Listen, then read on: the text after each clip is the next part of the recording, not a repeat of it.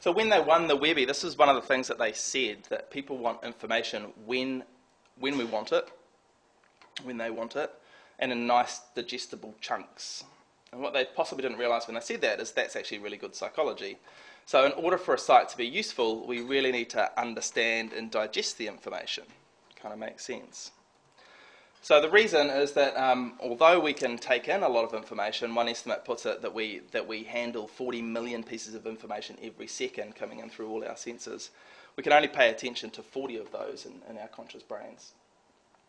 So one big mistake that government websites do make is to try and give too much information all at once. So what we should be aiming for is to give bite-sized pieces of information. I'm sure you've heard this before. Okay, the second attribute of government websites that rock is that they look pretty. So I've got to be a little bit careful here. Most normal people don't come to government websites to be entertained. On the whole, government websites shouldn't be graphically led. So I'd say in general, the design of government websites should be focused on clearly displaying information and helping users achieve their goals, their tasks.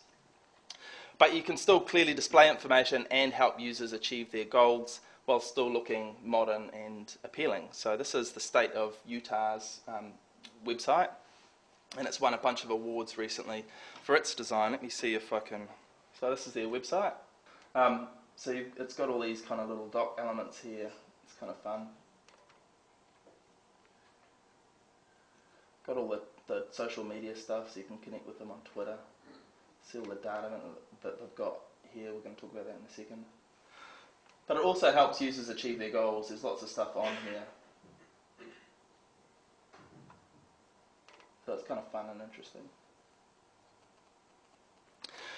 There are some times when government websites should be graphically led, particularly the things like tourism and immigration. I think you probably do want to focus then on kind of luscious, design with sex appeal. That is potentially because you're trying to sell the country.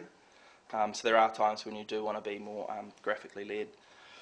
I think it is important in general to have visually appealing websites, mainly because turns out that if we perceive someone to be attractive, we also perceive them to be credible.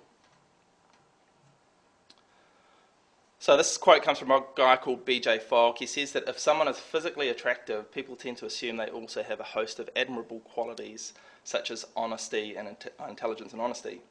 So this guy Fogg has done a lot of work on persuasion, trust, and credibility at Stanford University, and he wrote this book, Persuasive Technology, which is a little bit dated now, but is a really excellent read. And one of the things that he found out was that first impressions count with websites as well as with people.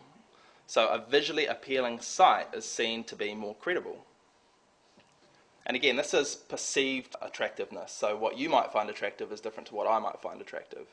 But regardless, whatever we find attractive individually is something that we will think is credible. This is a completely random aside. This is why I get to do presentations like this. I get to research and have fun. What do you think? Is this person attractive? Loaded question. This isn't actually a real person. This is an average face. It's been generated by combining 15 different female faces by the Face Research Lab.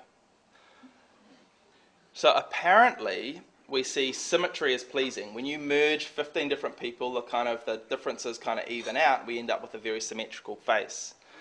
And it may be because averageness indicates genetic diversity, and that might boost our immunity to disease. That's what the scientists think anyway. But it's kind of interesting. Average faces we generally find more attractive. But one good tip for website design in terms of attractiveness, our attention is riveted by photos. So if you want to capture and hold attention on your website, use photos. And the most effective photos are close-up shots where the person is looking right at the camera, like this woman. So this could be actually even more close-up, except that they're trying to get across that, she's a doctor. Now this stuff's pretty hardwired, so babies as young as 4 months old will look at pictures of other people more than pictures of objects or animals. So it seems to be hardwired in our brains, which is kind of interesting. And another trick is if you want people to look at something in a particular part of the page beside the picture, then have the person in the photo looking at that spot on the page. So this isn't a great example, to be honest, but I just wanted to show you a photo of me with a pretzel bigger than my head. But this is a really, really good example. Where's Obama looking?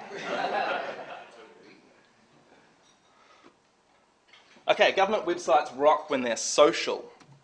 So people will always try and use technology to be social. This has been true for thousands of years. A bit more psychology here for you. People tend to look to others for guidance on what they should do, especially if they're uncertain. So this is called social validation or social proof. And that's why ratings and reviews on websites work so well. They're so powerful. So if we're trying to buy a book, we trust people who are like us for recommendations on that book. So for example, my wife recently was looking for a new dentist, and rather than Googling a new dentist, she went to Facebook to ask her friends as to whether or not they could recommend a dentist to go to. So similarly, we trust people who have read this book more than we do the manufacturers, and sometimes that's for a good reason. Manufacturers don't always tell the truth about themselves. So there's a way that we can apply social proof to government websites. This is the NHS Choices website. So this site offers a lot of advice on health. It gives people the tools to partially diagnose themselves. But what's super cool, I think, is the ability to be able to rate hospitals and GPs, kind of Amazon style. So for example, in this at Great Ormond Street Hospital, 9 patients have commented on the service. And these comments are raw. They're people talking about what they liked and disliked, and they're incredibly helpful, I imagine, when you're choosing a healthcare provider. So we talked before about Matterhorn caring about its diners, and I think this is another example of a special kind of a website that really cares about the people. When you read through some of these reviews, it's really poignant. It really respects the patients. And it also respects the hospital. I mean, I don't know how well you can see that down the bottom, but the hospital gets the right of reply. It can kind of comment back on the comments that patients leave. And this was a person who had a really good experience, and the hospital's kind of saying, thanks so much, we've shared these comments with the staff. It's a really nice way of kind of encouraging that social interaction between the hospital and the doctors and the nurses that work there and the patients who come along. So I've always thought this would be a great idea for universities. Imagine here in New Zealand if we had universities where we had some of this kind of e-commerce, rating type functionality. So you had things like students who took this course also took this other course, or you could rate professors on their ability to be able to teach. Scary stuff. Can't see it happening, but I think it'll be very, very useful as a student. So great government websites also harness the power of the citizens to help solve problems. So this is a website from 2009. Santa Cruz had seen its revenues drop, its healthcare costs were climbing, and its deficit was up in the 10 million US, around the 10 million US mark. They're pretty much bankrupt. So what they did is they opened their books to the public and they asked everyone to lend a hand. Not just people with finance experience, they're talking to everyone. Help. And I think, is it true that IRD's done something similar with kind of how do we improve the tax system in New Zealand? Yeah, a few nods. So what was impressive was that they estimate that roughly 8% of the entire population of Santa Cruz got involved, and they had 120 odd ideas that were voted on that were narrowed down to a handful of implementable solutions. And I just love this idea that kind of governments can harness the power of the people that they're there to serve in such tangible ways. This is the last example under social, but there's a ton of research there under in social psychology that can apply to government websites. So, for example, if you can commit people to make a small action, then the chances are much higher that later on they'll commit to a larger action. So if you can get people to sign up for a newsletter or to register for something, the chances of them going on and applying for a student loan online or doing something much larger is much higher. So there's lots and lots of psychology stuff that can be applied to government websites.